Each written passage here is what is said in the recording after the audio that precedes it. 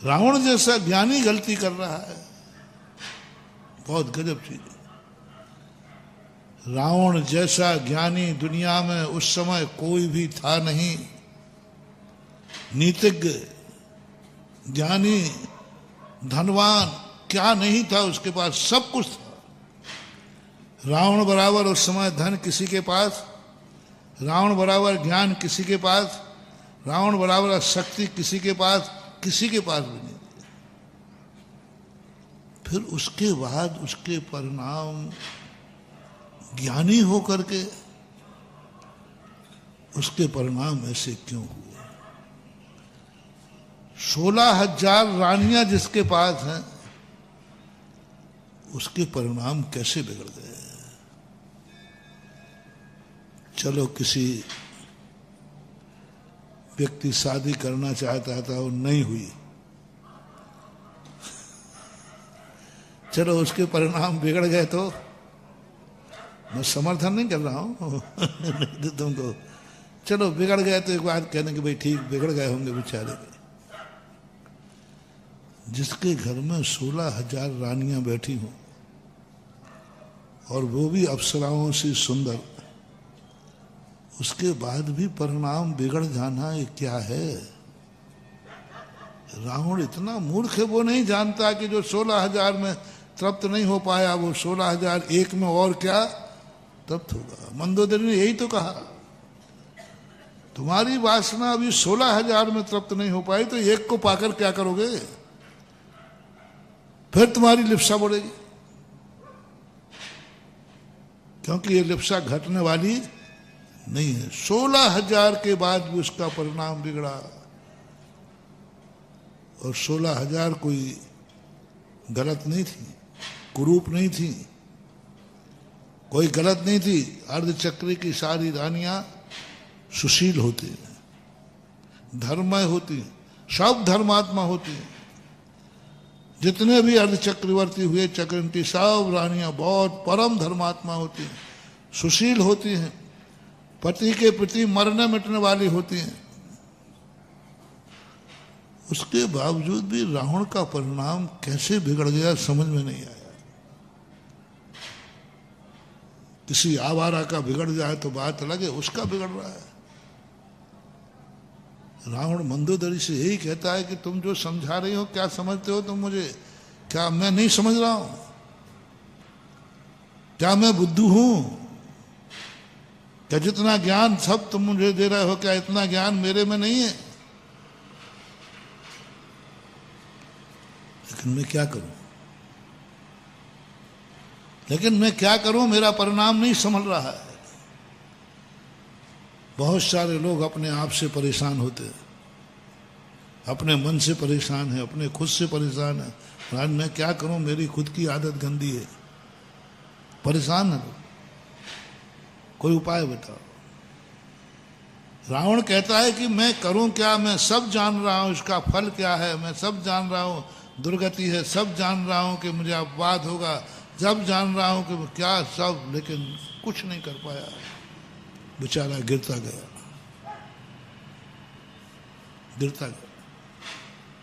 आजकल आप लोगों को हम मूर्ख नहीं मानते, ज्ञानी मानते, क्योंकि सब समझदार बैठे हो। मेरे से कई लोग तो मेरे से भी ज्यादा जानते हैं संसार के संबंध में। सब धोखा खाए बैठे हो, सब परेशान हो, सबकी नींद हराम है, सब कहीं ना कहीं से कोई परेशान है। धाम बिना निर्धन दुखी, तृष्णा वन कभू न सुख संसार में, सब दख देखो छान। आप लोगों के पंडितों ने लिखेंगे सब जग छान लिया, कहीं सुख नहीं है। फिर भी लोग उसी तरफ जा रहे हैं, फिर भी तुम्हारा मन उसी तरफ जा रहा है, फिर भी तुम्हारे मन में शांति नहीं है, फिर भी तुम्हारा मन बिगड़ जाता है। क्यों ऐसा क्यों हो रहा है? इसका जवाब मुझे पूज्यवर उमा स्वामी महाराज ने देखा। उन्होंने कहा आश्चर्य मत कर, थोड़ा इसकी अतीत की कहानी देख, इन्होंने ये सब किस लिए पाया था। रावण का सब ज्ञान, सब कुछ उसने पाया, किस लिए पाया था। भक्ति की, भगवान को पाया, किस लिए पाया था। विद्याएं पाई, धन दौलत पाया, पाते समय एक ही भाव किया कि मुझे भगवान की भक्ति मिलना चाहिए। मैं ऐसी भक्ति करूंगा, ऐसी भक्ति करूंगा जिससे मेरा इतना सुंदर रूप हो कि हर नारी मेरे पर फिसल जाए। भक्ति करते समय मांगा ये भाव। और उस भक्ति के समय उसने संकल्प किया कि मैं रूप किस लिए चाहता हूं, मैं रूप किस लिए चाहता हूं। बस उसी समय उसने संकल्प किया। मैं ज्ञान किस लिए चाहता हूं कि मैं पाप इतनी कुशलता से करूं कि कोई मेरे पाप को पाप ही नहीं मान सके। चोर जानता है, चोर कहता है मुझे ऐसी कला आना चाहिए जो पुलिस वाले भी ना समझ पाए, घर का मालिक भी नहीं समझ पाए, वो भी ज्ञान चाहता है। चोर ज्ञान मांगता है, हे भगवान मुझे ऐसा ज्ञान दो कि हम जुगनू में से घुस करके भी जुगनू को उठा लाएं, पंखे में से घुस करके। अब बताओ कितनी मेहनत की होगी, कितना पुण्य कमाया होगा। इतनी बुद्धि के पंखा घूम रहा है, उसके बीच में से निकल गया पट्टा। कितना ज्ञान, पर ज्ञान उसने चाहा चोरी के लिए, चोरी के लिए ज्ञान चाहा। मैं चोरी करने में इतनी कुशलता से चोरी करूं कोई नहीं पकड़ पाए, कितना ही इंतजाम कर लो मैं 2 मिनट में चोरी कर लूं। भगवान को तो पाया चोरी के लिए। रावण ने कही कहा, सुंदर रूप उसने इसलिए प्राप्त किया था, रिद्धियां प्राप्त की उन्होंने इसलिए कि कोई मुझे, मैं कितना भी अत्याचार करता रहूं, कोई मुझे बांध नहीं पाएगा, पकड़ नहीं पाएगा। न कितना भी कुछ, मुझे जो कुछ जिस समय करना है, मुझे अय्यासी करना है, मुझे धन चाहिए। उसने धन मांगा ही मकान बनाने के लिए था कि मेरा मकान सोने का हो, मेरा मकान सोने का हो, मेरे फर्श में रत्न जड़े हों, मेरा नगर सोने का हो। सब जो मांगा, तपस्वी तो बहुत था, धर्म तो बहुत किया, सब मिल गया। आप लोग भी समझना, जब कभी तुम्हारे मन में, मैं तो अब समझने लगा कि तुम लोग जब धर्म से इतना समझाता हूं फिर भी मंदिर नहीं आ रहे, इतना समझाता हूं फिर भी अभिषेक नहीं कर रहे, इतना समझा रहा हूं फिर भी दान नहीं दे रहे, इतना समझा रहा हूं फिर भी समझ में नहीं आ रहा। पहले तो हमें तुम लोगों को गुस्सा भी आता था, तो लगता है ऐसा भाव होता था, बस नहीं समझ, भाड़ में जाए कर लेना देना, क्या खिला चुका आता था। अब नहीं आता, अब मैं स्थित प्रज्ञ हो गया हूं। अब मुझे गुस्सा नहीं आता, क्योंकि मुझे कारण समझ गया कि ये गुस्सा के पात्र नहीं है, बेचारे कर्म ही इन्होंने ऐसा बांधा है। बांधते समय तुमने भाव किया, रावण ने बांधा कि मुझे ये सब चीजें मिलना चाहिए अय्यासी के लिए, भोग विलासिता के लिए, ऐसो आराम के लिए। और उस समय जो पुण्य बनता है, बनते समय ही बन जाता है, ये पापानुबंधी पुण्य है। पाप करने के लिए जो धर्म करता है, पाप करने के लिए जो पुण्य करता है, वह बनते समय ऐसा हो जाता है कि ये कभी तुम्हें धर्म नहीं करने देगा। तुम्हारे पास धन आया, तुम कहते महाराज ये मैं मंदिर बना सकता हूं लेकिन मेरा भाव नहीं हो रहा है। कई लोग आए थे, महाराज बहुत समर्थ हूं, धनवान हूं, मैं खूब पैसा है मेरे पास, कोई कमी नहीं है, लेकिन पता नहीं महाराज क्यों मंदिर बनाने का भाव नहीं हो रहा। परिवार वाले सब सहमति है, फिर ही भाव नहीं हो रहा। अभी थुवन जी में एक बात थी, एक व्यक्ति रो पड़ा, बोले महाराज जी मैं क्या करूं, मेरी शक्ति है, मैं समर्थ हूं, एक मंदिर बना दूं तो मेरा कुछ बिगड़ने वाला नहीं है, तो भी मेरे मन नहीं हो रहा, भाव नहीं बन रहा है। और उसकी आंख में आंसू आ गए।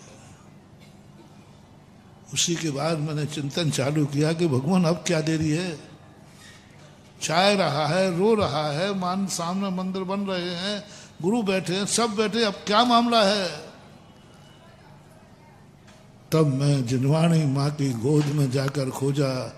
माँ ने कहा बेटा ये इस समय की गलती नहीं है, जब इसने पूर्व भाव में धन कमाने का पुण्य बांधा था उस समय इसने संकल्प किया था मुझे धन चाहिए ऐसो आराम के लिए, ऐसो आराम भोग विलासिता के लिए मुझे धन चाहिए। और उस समय इसने धर्म किया था, धर्म से धन मांगा, तो ये धन तो धर्म में नहीं जाएगा, ये नहीं लगा पाएगा धन, क्योंकि ये तो संकल्पित धर्म है, ये नहीं कर सकता, कुछ भी करे तो नहीं कर पाएगा। अब तू आज से ऐसा संकल्प शुरू कर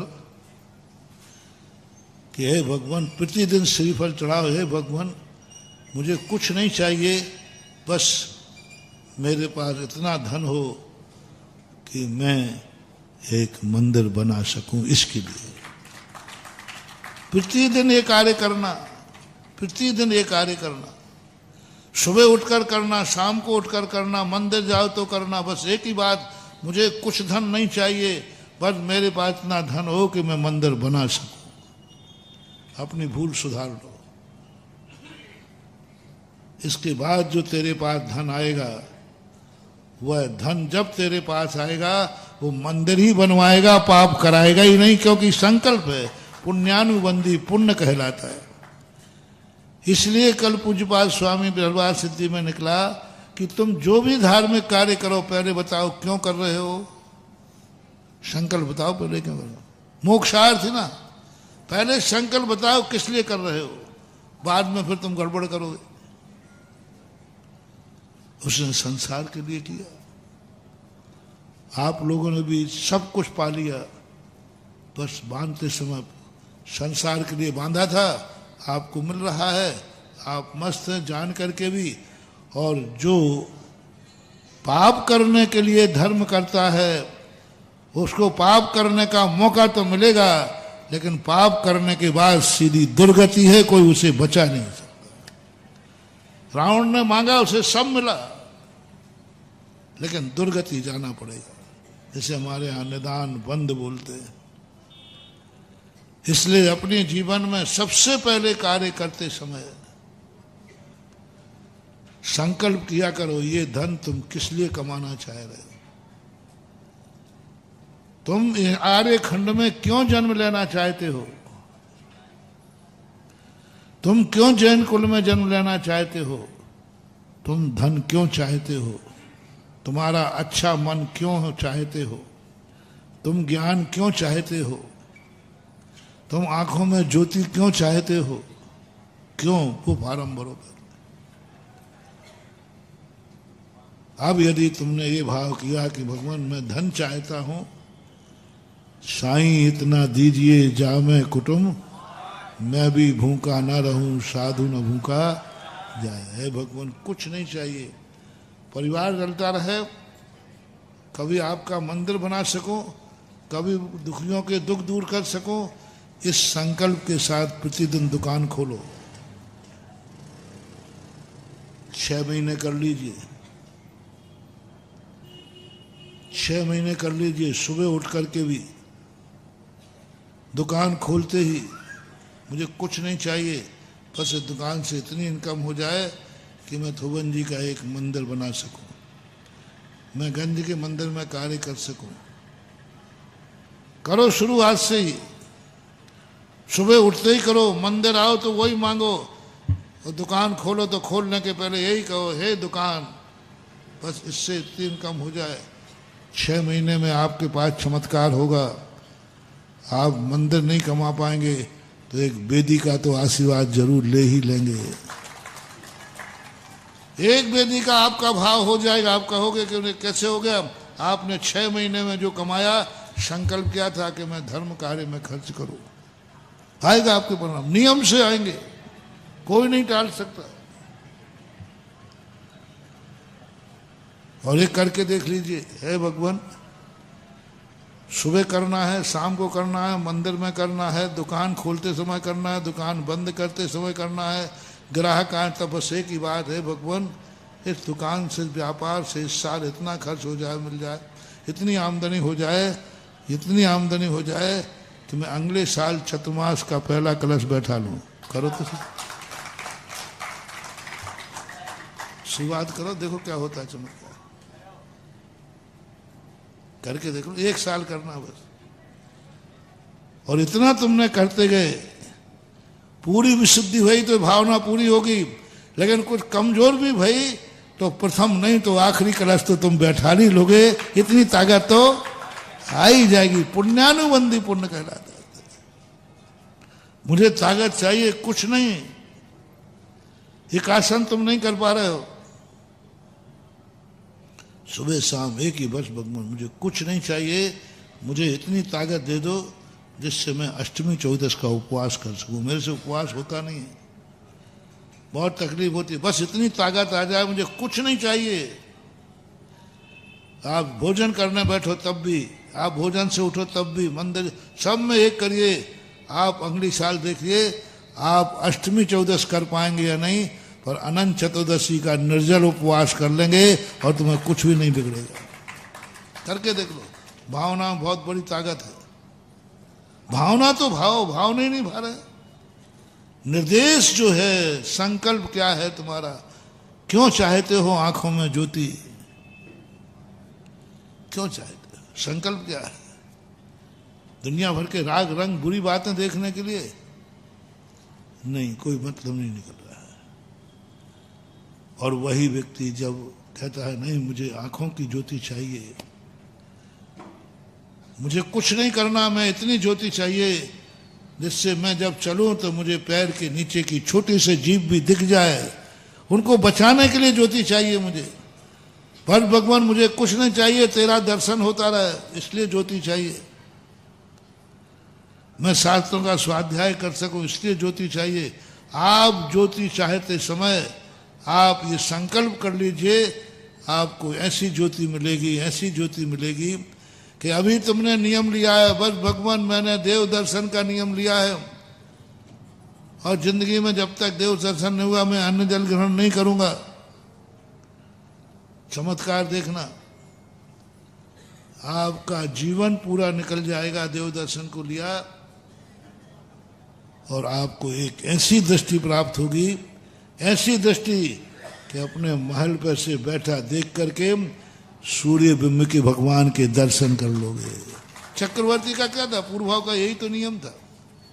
आप संकल्प तो करो कि आपकी ज्योति किस लिए, और ज्योति में नियम ले लीजिए, आपका चमत्कार होगा। 5 इंद्रियों में घटा दीजिए। काय के लिए इंद्री चाहिए तुम्हें ये बताओ? कानों में आवाज सुनने की ताकत चाहिए, काय के लिए? हाँ मालूम है सब क्या मुझे। देखो फिर कैसे तरीका बनता है, कैसे अपनी जिंदगी नहीं बदलती, क्योंकि हमने चाहा ही किस लिए है। धन तुम्हें चाहिए, भावना करके देख लो मुझे किस लिए धन चाहिए। लेकिन प्राय हर व्यक्ति अय्यासी कर रहा है, भोग विलासता की चीजें मांग रहा है और चाह रहा है कि मुझे ऐसी चीज मिले, ऐसी चीज मिले। कुछ नहीं मिलने वाला। इसलिए सबसे पहले व्यक्ति स्वयं को ज्ञेय बनाए। स्वयं ही अपना कर्म पापानुबंधी तो नहीं हो रहा है, स्वयं कहीं हम अपने आप को अभिशाप तो नहीं दे रहे हैं, स्वयं को स्वयं की नजर तो नहीं लग रही है, खतरनाक नजर है।